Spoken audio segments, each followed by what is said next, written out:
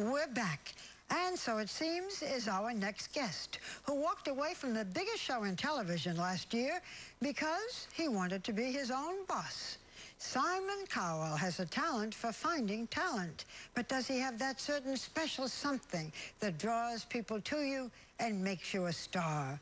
Or as he calls it, the X Factor. For almost 10 years, Simon Cowell has been judging America. That was appalling with a capital A. And finding it full of untalented people. You are a terrible singer, you are a terrible dancer, you have no charisma. It's really that bad? Worse than you think. Can I do it one more time? Listen, Cindy, listen to me. There's only so much punishment a human being can take. All right. This year, Simon Cowell shocked his fans. I'm going to have a break. He walked away from the most popular show on television, American Idol, so that he could do his own show, The X Factor. It's the X Factor judges. Which is actually very similar. This, to me, didn't shine. With one key difference. Simon is not just a judge on The X Factor, he owns and controls it. So this, I think, is your chair?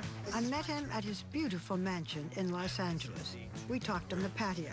He sat, rather devilishly, next to an actual ring of fire, a fountain with a gas flame. I started with my favorite question. What's the biggest misconception about you? That I don't like people. And you do like people? I love people. When I say I love people, I like people. I can normally tell by looking in people's eyes whether they're a nice person or not. So when I'm mean, it's because I normally see something. No, Simon, you're often mean. That's why people love you or hate you, because you're mean.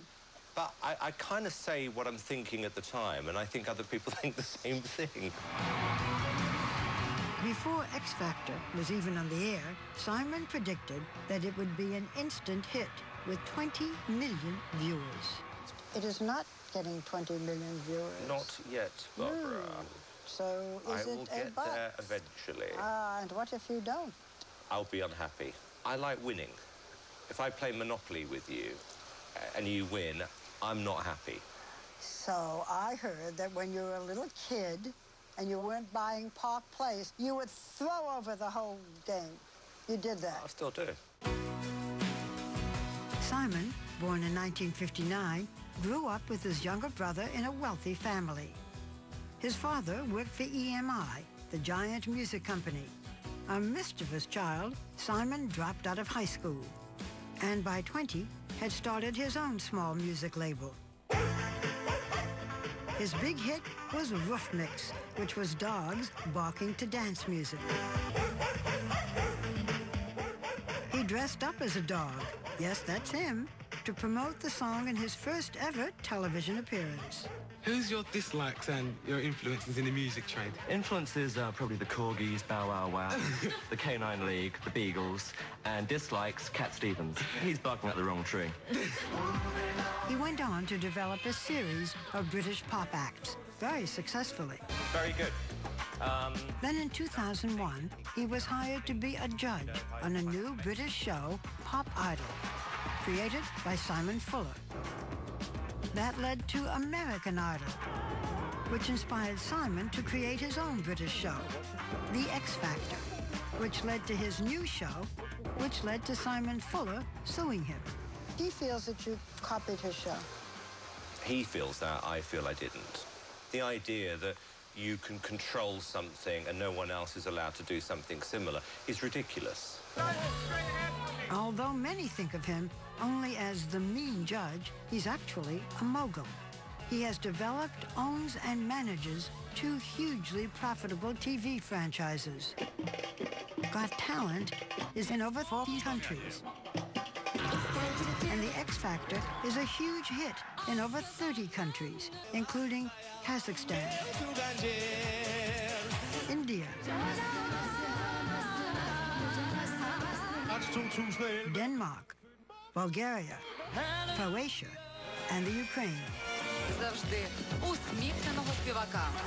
All told, Simon is reportedly worth over $320 million and counting.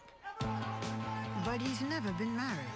In fact, his most successful relationship with a woman may be his professional one with Paula Abdul. You said no. She was his fellow judge on American Idol, and he's hired her to be a judge on The X Factor. Has your relationship changed? Well, we didn't like each other in the beginning. Why did you dislike her? It was, I think it was sexual tension. Really? On her part. That she really wanted you? Paula Abdul wanted you? 1,000,000%. And what happened? You didn't want her? I considered it, but then I thought, I don't think the after would be as good as the before. You do not want to wake up in the morning with Paula Abdul. I'd let her stay for a few hours, but then it would have to be good night. Have you said this to her? Yeah. Oh. And what does she say? Maybe not quite. I bet not quite. No, and if you're watching Paula, it is true. The truth is, Simon would be hard to live with. He stays up all night, tending to his businesses around the world. Tell me about your morning regimen. I wake up, and then they come in with the first round of breakfast. Which is? First round is hot water with lemon, followed by fresh orange juice, followed by fresh papaya juice, tons of vitamins poured in them. Then round two, I'm now having toast at the moment. Then I have a spinach smoothie, which is made of spinach, bananas, and lemon. And then I have a blueberry smoothie because I heard it's good for you. I'm speechless. What are you having all this stuff for? I think it really does. It makes you feel good. Keeps you young? I think it does. Yeah. Yeah. What time is breakfast? 12. You eat all of this health stuff and you smoke. Yeah, it's called balance. It's called crazy. It is a bit crazy. What's your biggest fear? Failure, always. And being unhappy. Yeah. I'd hate the idea. Actually, you know what else? Being bored. I really, really get bored. And I don't like small talk. And I'm claustrophobic. This is why I'm sitting out, indoor, outdoor now. I like to be kind of outdoors the whole time. Would you ever go to a therapist?